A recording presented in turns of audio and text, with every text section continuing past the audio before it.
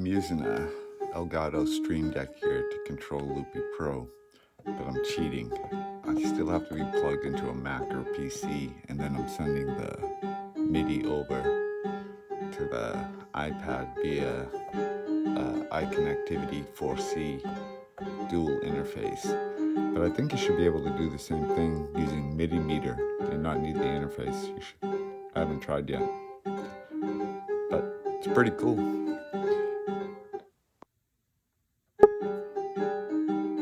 The Stream Deck gives you 15 buttons on each page and 10 pages that you can program in CCs, notes, PCs, sysx, anything really.